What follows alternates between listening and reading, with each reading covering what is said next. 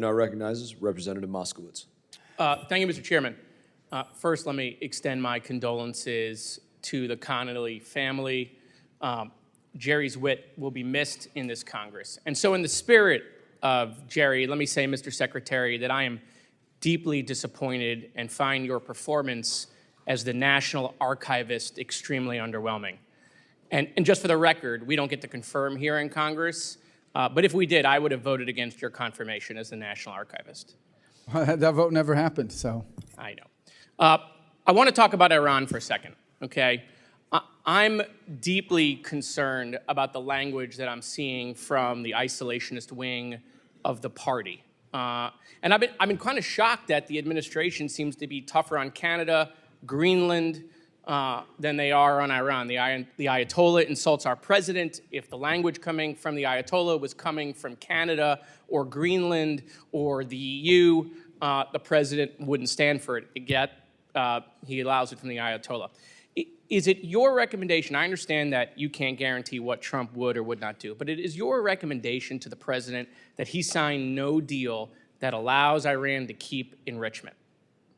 Well, here's the answer to that question is the president has made clear that Iran will never have a nuclear weapon. He's also been clear, and I think you've seen this in statements over the weekend, for example, that Ambassador Witkoff did on television and the like, that if you have an enrichment capability at any level, you are but steps away from a nuclear weapon. Of so course. I think that's why the no enrichment piece is so important. Right, of course, and that was the issues that many people had with the JCPOA, is they felt that it kept the enrichment capability along with ballistic missile capability, which Iran now has, okay, a delivery system.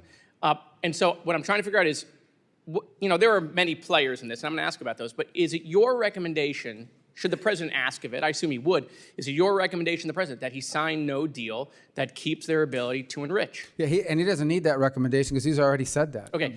Is it the vice president's position in your conversations with VP Vance that he also does not believe Iran should have any enrichment Well, capability? I'm not going to describe our conversations, but I can tell you the vice president is completely aligned with the president in his foreign policy. So that is his position then? The position that they shouldn't have enrichment. Yeah, is that the vice president? If they have enrichment, then they will have a weapon, or at least there'll be and everybody in the administration has been consistent on that. Okay, what about Mr. Witkoff? Is it his position that Iran should not be able to have any enrichment capabilities? He has said so in public interviews as recently as this weekend, that Okay. this is not an enrichment deal, what level Iran gets to keep enrichment. What they have said is if Iran wants a civil nuclear program, like they want to have nuclear energy, there's ways to do that. Other countries have done it without enrichment. That opportunity is available to Iran if they seek it. They haven't been interested in it because they want to keep enrichment. That's the crux of what we're facing here. So any deal the Trump administration is not going to look anything like JCPOA. Is that your position? The Trump administration has been very clear that Iran will not get to enrich because if they enrich, they're a threshold nuclear power. Okay. I want to shift for a second. There was just a leak that is now national news that Israel is poised to strike Iran. Where did that leak come from in the administration? Do we know what department leaked that? Is that being looked into? Well, I'm not aware of the leak that you're discussing. I'm obviously, I wouldn't discuss intelligence matters and even verify whether it's even true. I also don't think it's a mystery, though. Irrespective, I'm not talking about the leak, I'm not talking about the news story, that Israel has made clear that they retain the option of action to limit Iran from ever gaining a nuclear capability. I don't think that's a mystery, but I wouldn't comment, if I had read the article, I wouldn't comment on intelligence matters, confirm or deny them.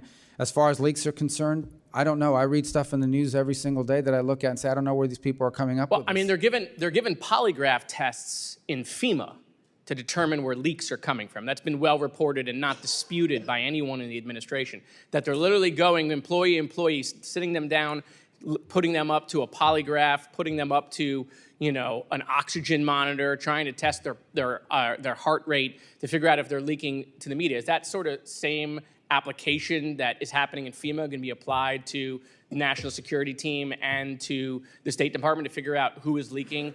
As far as I'm aware, we've not conducted any polygraph tests at the Department of State. Maybe we should, but we haven't. Okay, all right.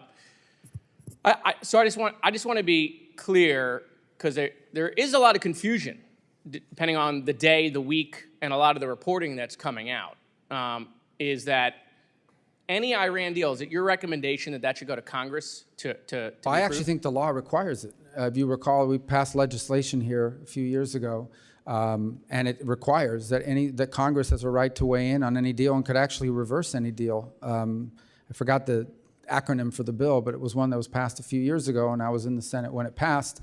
It was after JCPOA. Okay. Thank you, Mr. Chairman. I yield back.